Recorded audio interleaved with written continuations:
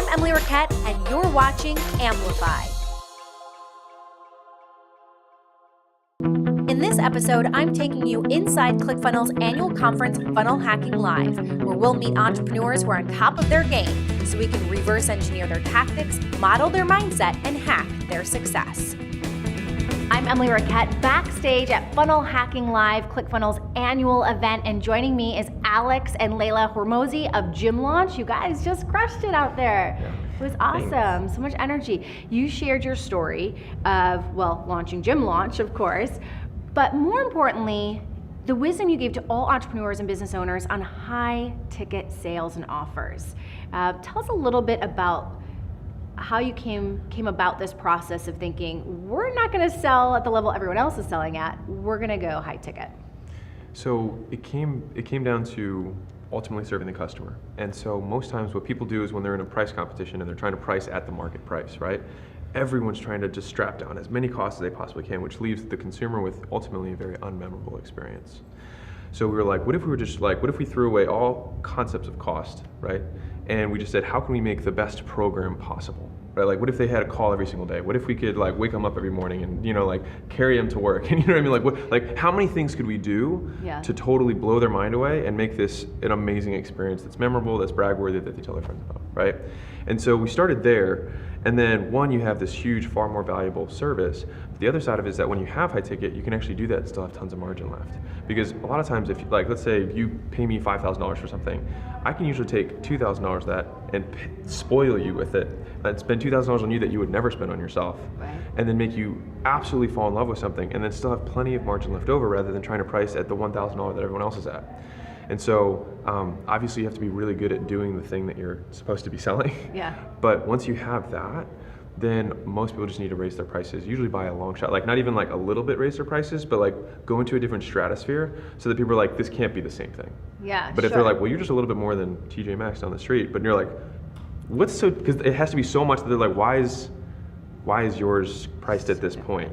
Right. And Leila, you have a lot of sales experience. You came from the sales background when you jumped into this. Can you talk to us a little bit about how do you attract people? I mean, one, you have to have different value, but you guys are working with people that basically now it has to work for what their income is. Mm-hmm. How do you attract those people? Yeah, how do you convince them that, hey, I know that this costs more than you can afford right now, but it's okay. I mean, that's a big stretch. I think a lot of it starts with the marketing. You see Alex on an ad, and somebody who's tiptoeing around, not too confident in themselves, not going to work hard, is going to be repelled by his marketing. So we attract customers who are like us, and so they're willing to work hard. That's I think it starts at the top with qualification. You want to add anything on that?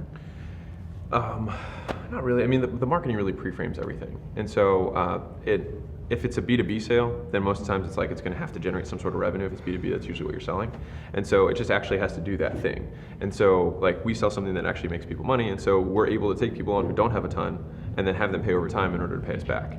If you were in a space that actually does have money, like if I was selling doctors or I was selling to, then in those cases you wouldn't even need to do the types of payment plans we have, but you'd probably have to do way more on the holding their hands because those people are way more detail oriented. So it's there are nuances between different types of markets and avatars, but it's really just knowing the market and then figuring out how you can make an offer that's compelling enough that you can get someone to step over their own fears and say, yeah, I'll do it. And you guys have been really good at using social proof in your marketing. What are some? Yeah, I think so. So what are some tips that we could use in our own businesses that you've been successful at? Because I hear a lot of people say, oh, how do I even get a testimonial? And it's so much work. Yeah. And you did the most scrappy yet effective testimonial ever. Yeah, we're big on ugly testimonials. So that's actually, it's a thing. And it's because if I were to have a beautiful professional photo of a circle with the quotes that are italicized next to it. Wait, I have that. Right. So okay, I'm getting a lesson here. No one believes it. It's you could have just made that up. I don't know who that person is. They're not real, right? But if I see someone's Facebook profile, they must be real. They have a Facebook, right? Okay. Now, is that actually true? Of course not. But in terms of how most people's brains think, they're I see Facebook on my phone, and you notice it was a mobile screenshot, not even a desktop screenshot. Okay. It was a mobile screenshot on purpose because that's literally how most people perceive their social network. And so you want testimonials that are, and some of the ones that I showed are not I didn't just show all the $100,000 in 10 day ones. We have tons of those, but I can't even show all of them. I have to show some that are 10,000 so that they're okay, there's some it's believable. So it's all about belief. And then picking which ones you're going to use. And so you always want to put it around the perceived obstacles that you know that most customers have. So if it's like, I need to think about it, then you want to have like 3 or 4 of them like, this thing is amazing, I can't believe I waited so long, I feel like an idiot.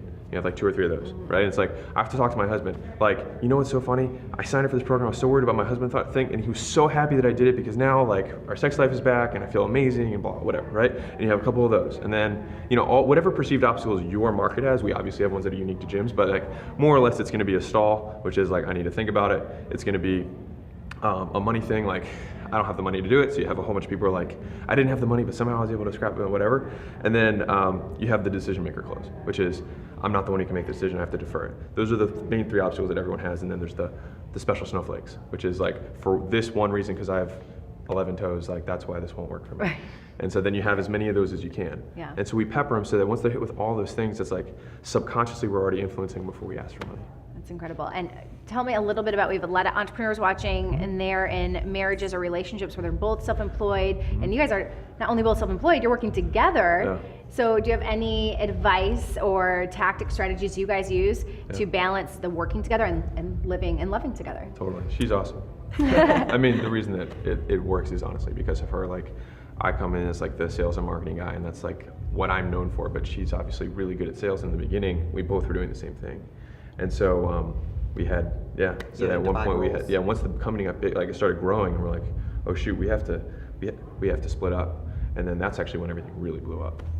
Yeah, and then you trust the other one person, you trust them to do their role, and you're trusted to do your role, and you look to them as the expert on what they have, and you're the expert on what you have.